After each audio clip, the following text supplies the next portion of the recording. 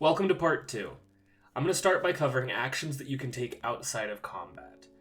Actions taken outside of combat are actually pretty nearly unlimited.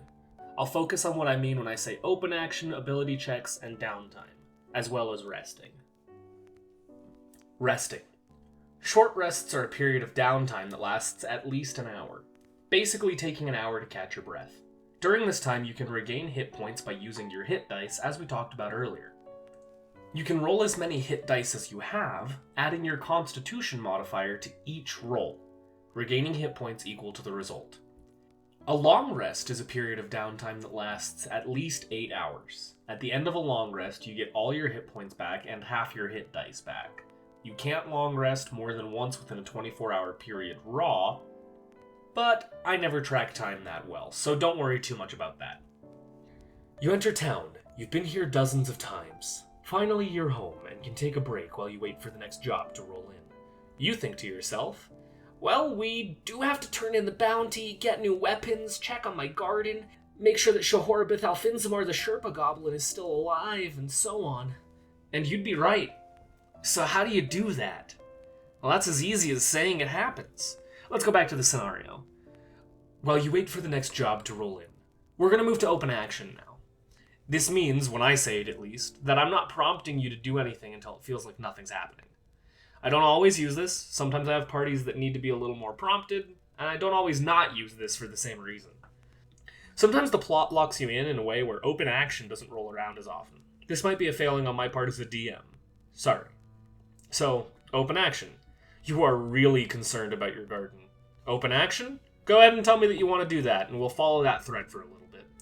I use it as a phrase that typically means, your turn to direct. What's next? Ability checks. That's what's next. We're dungeon crawling. You reach a pit. It feels like you could make the jump. There's also a locked box here and a stoic old man. Well, what interests you most? That's right. Trying to use your pitons and hammer to climb across the gap. Now you're making an ability check. I consider athletics appropriate for the listed scenario, so look at your sheet. Are you proficient in athletics? I'll take that as a no. You'll just use your strength modifier and give it a try. Now, wait a minute. DM, where did I get the pitons and hammer? Explorer's Pack. That's right, there are specific items in there with specific uses. Use your alms box and a performance check to collect for your church. Use your sense-earned incense combined with a religion check to try to cleanse the evil in the area. The DM won't always make you do a check, so don't offer. If you can get away with it without a roll, that works out great. Here's a specific example of that. Can I do a persuasion check to convince him to help us? I usually say, well, what do you say specifically? This is to determine the difficulty class of the check. If you're persuasive enough with what you say in context, I still have your roll, but the DC is 0. Now, if you start by making your heartfelt plea in character, we might just skip the check altogether. Downtime. We've sort of already covered it. A lot of what you can do in ability checks as well as open action can be considered downtime activities. However, raw downtime is often glazed over, so I'll cover some examples of things you can do in downtime. These examples all come from Xanathar's Guide to Everything, but remember, you can come up with other things to try to do. Per raw, downtime is anything that would take you about a week to do. Chores, in a way. Here are the examples. Buying a magic item, carousing, crafting an item, gambling, pit fighting, relaxation, religious service, research, scribing a spell scroll, selling a magic item, training, and work. I'll break some of this down. Specifically, carousing, gambling, selling a magic item, training, and work. Carousing is a pretty default way to spend time. Eating, drinking, socializing. You pay an amount of gold equal to what that week will cost and make new contacts in a city. Which is potentially very useful for you, adventure dependent. Or there's a new contact that hates you. Either way, choosing to carouse is useful as an activity to have the DM skip time ahead a little bit and have you know some more people in town, even if it's just Himble the Chimney Sweep. Gambling is fun, especially if you have a gambling addiction listed as a character flaw. You stake money, and over the course of a week, you do some checks to see how well you were able to do, often losing at least half of the money that you bet. But you could hit it big, and that's what keeps you coming back. Selling a magic item, something the hoarders hate. Let's say you have an item that only a cleric can use. You don't necessarily want to bank on eventually dying and getting a cleric to join the party to use it. This is one of the most fun downtime activities because of the implications. It costs some gold to get word to spread that you're looking for a buyer. You pick the item, rarity determines price, checks determine how much a buyer is willing to pay, and the DM determines the complications. Maybe now you have to track down a thief, and that delays the campaign even further. Training is another one that players love to do. You can gain tool proficiency or language proficiency, or other proficiencies if your DM wants to allow it. At a cost of gold per week, you can get a new skill. Usually it takes 10 weeks minus your intelligence modifier to gain proficiency. If you have negative intelligence, it's still 10. Complications can, of course, still arise, which continues to add to potential fun. Maybe now you have a cruel teacher you hate but respect. Maybe now you need to do extra tasks for your teacher before they'll train you further. That's the thing with downtime. It is a great way for new plotlines to appear. Finally, work. You go get a job. You can make money. It mostly just makes it so downtime doesn't cost you anything extra. Most of these listed tasks have an associated cost, but work does not. It's not the only one that can turn money into your pocket, but it's definitely the one with the lowest risk of losing out. These are raw examples of what you can do during downtime. I feel like it really goes without saying that anything you can think of would be able to be done, but sometimes it helps a lot to know examples of what you might be able to do. Which brings us to combat. Actions in combat are equally unlimited. Although I will cover some raw examples of what you can do and how turn order typically works, I'll also go into some details on the DM's side of things that you as a player may have never known if you haven't looked too much at stat blocks or action blocks. The first action you'll ever take in combat is rolling for initiative. I often have players roll this at the start of a session so I can drop combat on them without them knowing it's coming. Roll a d20 and add your initiative bonus, which I know you know what it is since we talked about it earlier. But now it's your turn. What can you do? Actually a lot. But, put very simply, you can move, take an action, and take a bonus action. Briefly, a link to one of my favorite resources for this. https:// is that a colon or semicolon? I'm not looking it up, and I'm leaving this in. //croby.github.io/dnd5e-quickref/preview/quickref.html. I'll link that below. It covers everything I'm going to go over and more. Movement includes jumping, climbing, standing, walking, swimming, and any other kind of moving you can think of. Except technically not running. Why not running? It's an action. You get one action per turn. Attacking, casting spells if the cast time is an action, dodge, using an object, running, which lets you move twice as far as normal, helping someone out, disengaging, hiding, readying. You can also, obviously, do anything else you can think of that seems like it would be an action. I'm going to go into some detail on attack, dodge, disengage, ready, and help. Attack is to make an active effort with a weapon to harm someone or thing. When you're attacking, you roll a d20 and add your attack bonus, which we covered a bit earlier, but I'll cover a little bit more now. Attack bonus is dependent on the previously mentioned factors: relevant ability modifier, proficiency, other bonuses. A sword uses strength, a bow uses dexterity, a hammer uses strength, a whip uses dexterity. Some weapons are listed as finesse, meaning you can do either or. Some are versatile, meaning it deals a certain amount of damage when it's in one hand and a greater amount with two hands. Why not two-handed? Shields and spells mostly. But this hammer does 1d6 in one hand and 1d8 in both. Just the one dice? Not always. Some weapons do more dice at other costs. But you should also do a little bit more than just the dice usually. This is determined by the same bonus that you use to hit, but without your proficiency. Sword adds strength to hit and to the damage.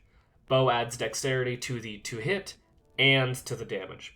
Spells aren't technically the same as making an attack, so I'll cover it later. Dodge allows you to temporarily reduce the odds of being hit. Any attack you can see made against you until your next turn has disadvantage. Disengage allows you to walk away from someone you're actively fighting against. Maybe get to range to use a spell or a ranged weapon or just to run. Normally, if you don't disengage, the enemy that you're trying to walk away from will get a chance to attack you as you walk away. This is called an attack of opportunity or opportunity attack. You get one too if the enemy tries to walk past without disengaging. We'll get into that. Ready is to prepare an action for use under specific conditions. You have to prevent anyone from flipping an alarm switch, so you ready an attack for anyone that crosses a certain line. You have a bomb. You'll detonate it if anyone gets too close. Hopefully that's a clear enough picture to move on. Help can also be done outside of combat. It allows you to grant an ally an advantage on their own action that they're taking. Simple, right? The last thing I wanted to say about actions is that having the feat extra attack is different from having 2 actions. You aren't attacking and taking another action. It states that if you take the attack action, you can do it again. This means spells are still slow, readying still takes your whole action, hiding takes the whole action. If you attack, you can do it twice. But like any other action, that ends the story of your action that turn. Bonus actions are only available when a spell or feature states you can take one. Some class features also operate on bonus actions like Rage or Second Wind. It's important to remember when you're taking a bonus action or a normal action, since sometimes you can cast a spell and attack, or cast 2 spells, if you have the action economy for it. You can have 1 reaction per round, which is spells at reaction speed. Opportunity attacks if an enemy tries to walk out of range, or doing your readied action when conditions are met. That means you can only hit one of the guys on his way past, only one of the people to cross that specific line in the sand, and only 1 spell at reaction speed per round. Some DM side information that I think is important to remember. A turn is what one of the entities on the turn order list does. A round is everyone's turns considered at once. A round is 6 seconds long. Technically, everyone is going at nearly the same time. Enemies all tend to go at once when I'm the DM for simplicity, but I have additional enemies and boss enemies roll separate initiatives. Additionally, as a DM, I adjust difficulty based on how well or poorly players are doing. Killed the boss too fast? I'll wait until it's been hit a couple extra times so that it feels more earned. Struggling, everyone's dying when I didn't think this would happen. Good news, the boss is only 1 hit away from dead. Yup, I missed. Another thing you may just not be aware of as a player is legendary resistances and layer actions. Some enemies can choose, typically a limited number of times, to succeed on failed checks. And some enemies can take a layer action on certain initiative counts. Initiative count 20, this enemy will remind you that you didn't respond to those texts you got and deal psychic damage to everyone. If you're still confused, let me know and I might go into more detail on this another time. This offer is only for my mom, not you.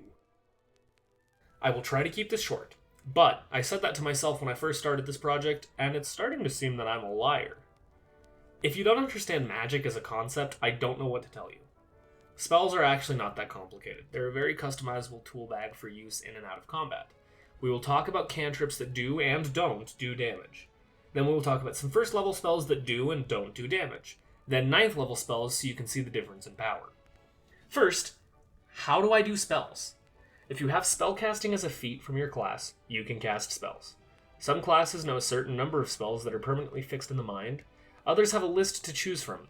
Wizards have a book with as many spells as they've learned. The number of spells you know changes based on class, and so does how many you can prepare per day. So I won't get too into this here, since I'm not going to do a class-by-class breakdown unless you ask me really nicely. Again, talking to my mom, and not you. Next, we'll go over how a spell looks on paper in a handbook. Casting time, how long it takes to cast. Range is how far it reaches. Components are listed as V, S, or M.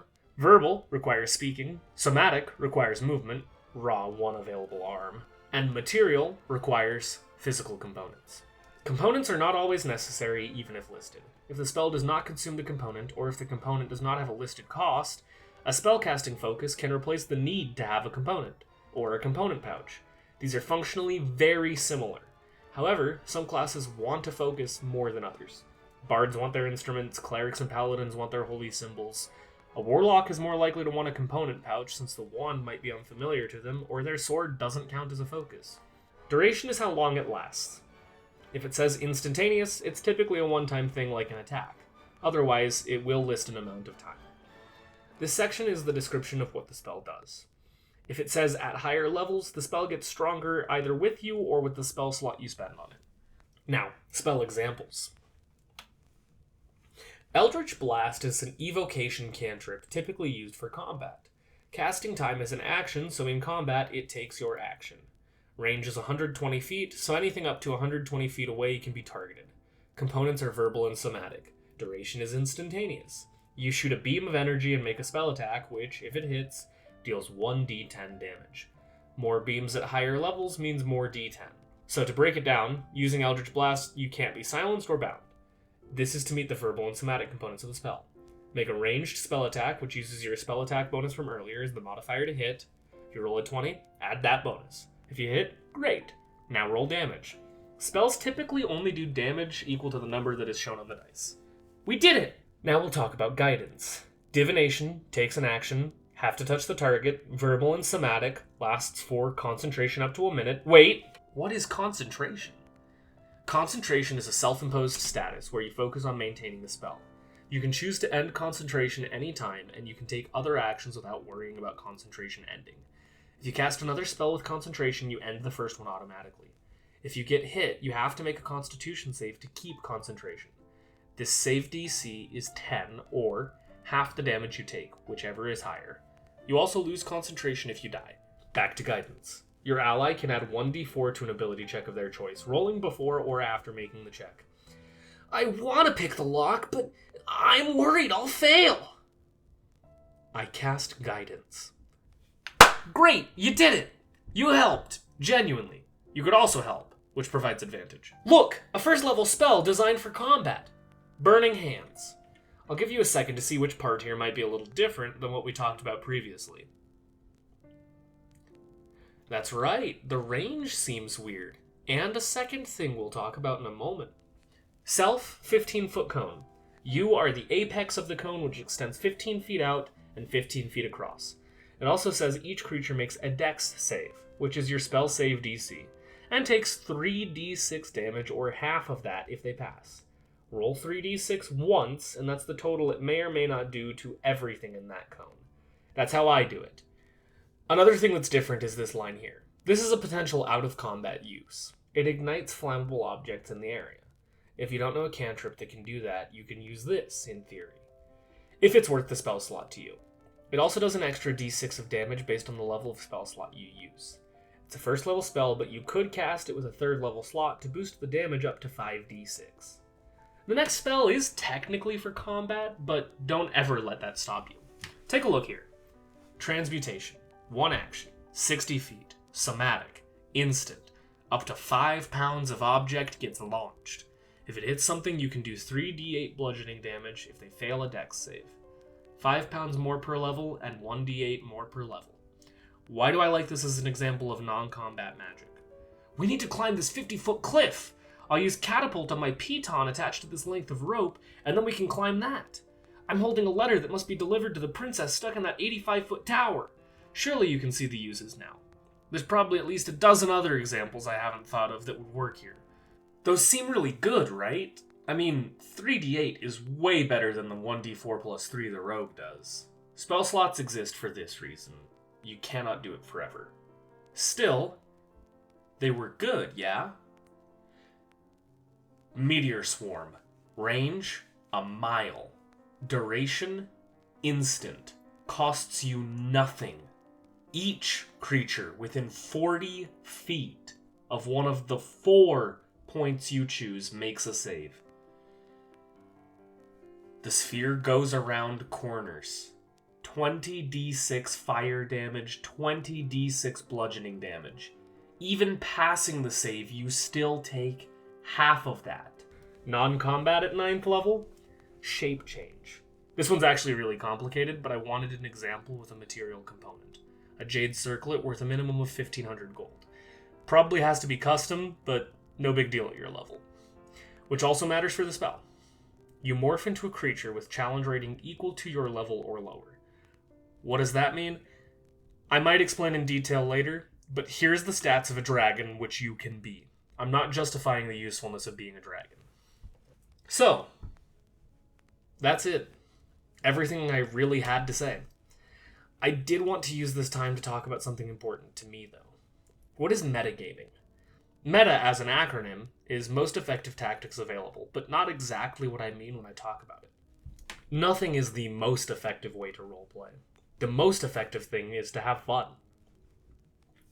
What I'm talking about is abusing out-of-game knowledge to your own advantage. That might be fun for you at times, but it pulls the challenge out of it. I remember that an orc has 15 hit points, so I'll keep track. Well, my next attack will kill it since it only has 1 or 2 left now, but I can do 10 damage, so I'll attack a different guy. That's not choosing fun over some supposed winning. When I catch my players doing that, or am just suspicious, values start changing randomly. Why do I do this? Sometimes the unpredictability is what's fun, sometimes I'm just petty. A guy appears with a snake tattoo. Your character doesn't know anything about the Zentarim, but you do, and you attack him. It goes both ways, though. My character is smarter than me. Can I please just make a check or something to see if I can have an idea of what to do here? Me telling you no in this instance would probably be dishonest. Your character can be smarter, or more charismatic, or certainly stronger. I let your beefy dude rip a door off its hinges, so it'd be weird of me to not allow you to be a bit smarter. The point of this game is to have fun. We should all remember that. Even if something isn't the rules, sometimes the rule of cool wins out. Not always. I could go off here about my stance on critical success and failure as a concept and how I handle it, but that wouldn't be for my mom. That would be for you. Which I don't want to do, unless I'm telling you how to DM, which I'm not. Just try to have fun. Hopefully you'll learn something here. If you're still confused, let me know and I might explain further. Have a great rest of your day.